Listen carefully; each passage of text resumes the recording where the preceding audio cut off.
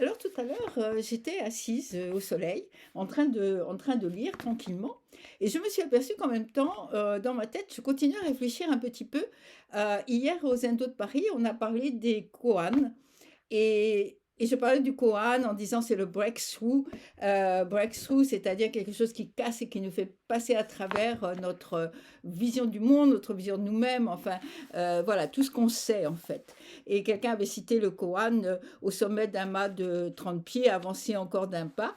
Et donc, tout en lisant ce livre sur la poésie, je suis tombée sur un passage de Jacotet. Jacotet, c'est un de mes poètes favoris, parlant du haïku. Et je me suis mis à me demander quelle était, ou s'il y avait une relation entre le koan et le haïku, même si le koan est chinois et le haïku typiquement japonais. Et je me suis dit que ce haïku, c'est le contraire, enfin, a une présence telle qui nous efface, en fait, qui nous laisse plus que nos liens avec nos mondes, nos regards, et que, quelque part, enfin, c'était tellement différent qu'à la fin, ça pouvait se rejoindre. Je ne sais pas si j'explique bien. Mais, donc, je lisais sur le haïku, parce qu'il y a quelque temps, une personne m'a dit, oh, quelque chose comme, oh, les haïkus, c'est vraiment stupide, qu'est-ce que c'est que ça, le chamiol, voilà. Alors, bon, il a fallu me ranimer pratiquement. Euh, et donc, je sais qu'il y a beaucoup de personnes dans la Sangha qui s'intéressent, qui sont touchées par les haïkus. Et je trouve que le texte de Jacques Côté met vraiment d'une façon parfaite la lumière du haïku en relief. Et donc, j'ai envie de vous lire ce texte dans cet extrait ici.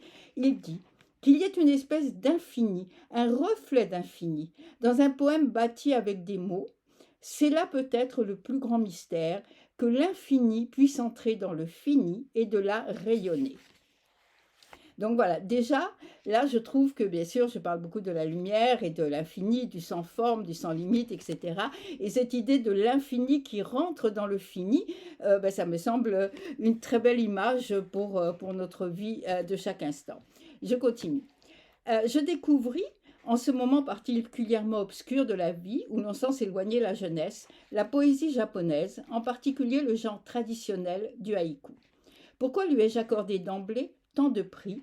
Précisément parce que, mieux qu'aucune autre poésie, dans la plus grande simplicité et la plus raffinée pourtant, loin de poursuivre délire et rupture, elle réussissait, me semble-t-il, à illuminer d'infini des moments quelconques, d'existence quelconque. C'était plus extraordinaire à mes yeux que l'excès, le vertige, l'ivresse. Comme si, à l'affirmation désespérée de Rimbaud, la vraie vie est ailleurs, répondait non pas une affirmation contraire qui ne m'eût pas davantage convaincu, mais comme une floraison de signes discrets témoignant d'une vraie vie possible ici et maintenant. J'étais bien obligée de constater que si les formules tendaient à s'entre-détruire, les systèmes à s'entre-annuler, ces signes-là, en dépit ou à cause de leur fragilité même, de leur insignifiance, persistaient, qu'ils résistaient au doute. Une expérience à vrai dire étrange, difficile à communiquer et surtout à faire prendre au sérieux, que l'apparition de la neige à la crête d'une montagne, au-delà des arbres défeuillés, que le vol parfaitement rectiligne d'une aigrette dans le ciel, au-dessus des reflets d'un étang, que ces choses sans valeur, que ces hasards naturels et dépourvus de tout sens se révélassent à mes yeux d'un plus grand secours pour continuer à vivre que toutes les doctrines et les prières du monde. Au fond, c'étaient de simples lueurs, des éclaircies, comme si dans l'obscurité impénétrable de notre condition s'ouvraient des passages, je ne puis mieux dire, des espèces de fenêtres, des perspectives par où pénétrait de nouveau un peu de lumière, un peu d'air. Et ce peu de lumière, ce peu d'air, avait sur moi tant de pouvoir qu'il m'est arrivé de les dire presque divins, c'est-à-dire venus du plus loin, du plus haut, revenus à nous, d'autant plus volontiers peut-être que nous nous sentions moins sûrs d'aucune vérité, mais aussi toujours prêts à nous être de nouveau dérobés, refusés. Dès lors, je ne pouvais éviter de me poser cette question: qu'est-ce qui avait permis au maître du haïku de concilier ainsi la simplicité et le mystère, la mesure, les règles les plus strictes, et l'infini? Autrement dit, comment avait-il pu être d'authentiques poètes sans chercher la poésie hors des limites de la vie? Cela n'avait pu se faire tout seul, ni résulter simplement d'une technique littéraire. Il avait fallu un mode de vie particulier.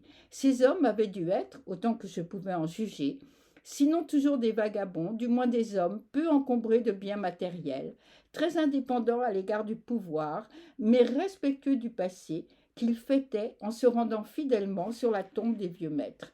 À la fois détachés du monde et présents au monde, nullement des ascètes ou de simples joueurs, ni des héros, ni des saints, ni des génies comme le XIXe siècle les a rêvés et comme il en a produit d'admirables, des passants invisibles.